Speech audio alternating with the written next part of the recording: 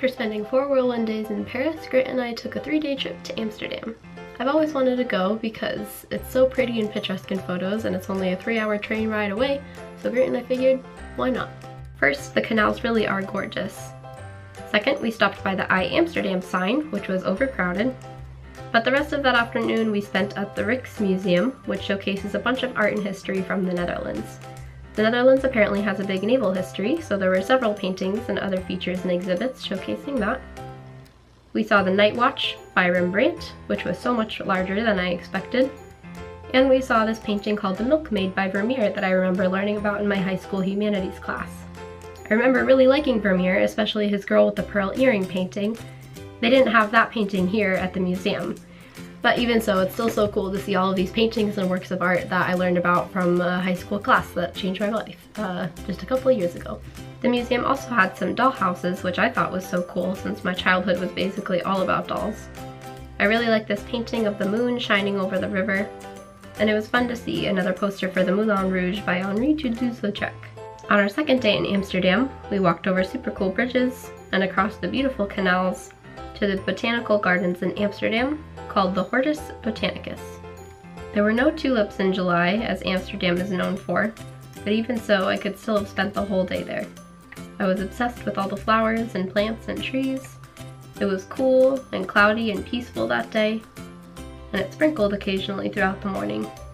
It really was educational too, with all the types of plants that they had. They had some greenhouses you could go in as well, one filled with plants about you can eat, talking about sustainable growing, and another that had a bunch of butterflies. It reminded me of my beloved butterfly wonderland in Arizona. They had a good mix of butterfly types too, and that you could walk around with them and observe them sipping nectar from flowers.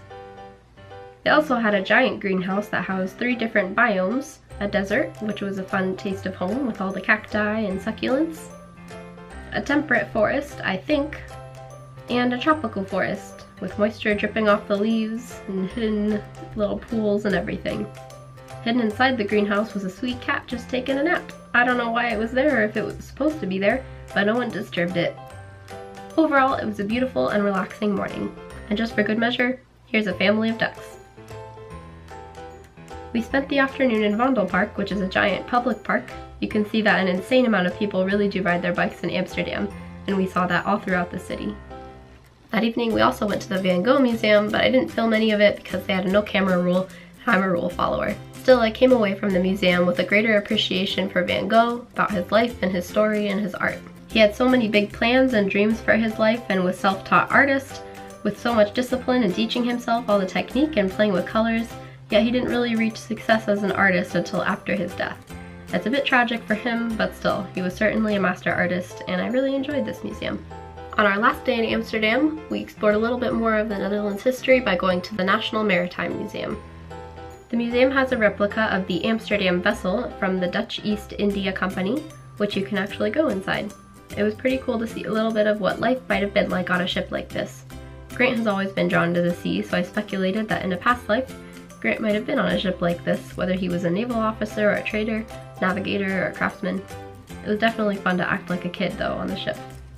Inside the museum was every possible thing you could think of documenting the Netherlands' trading, colonial, and naval history. They had dozens of boat models ranging from old ships with sails to more modern ones, a room entirely dedicated to old navigation tools, cases of busts that decorated old ships, rooms covering the history of whaling, and many paintings showing different battles at sea. The museum honestly exceeded my expectations, and it was pretty interesting to go and see.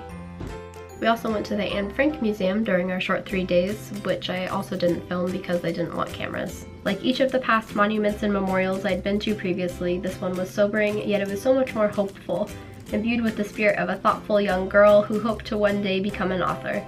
I loved hearing the interview with her father, Otto Frank, the one survivor of the family, where he says he had no idea of the deepness of thought his daughter had before reading her journal, and he says that perhaps no parent truly knows their own children. On the evening of our last day in Amsterdam, we went on a guided bike tour of the city to join in on the bike riding craziness.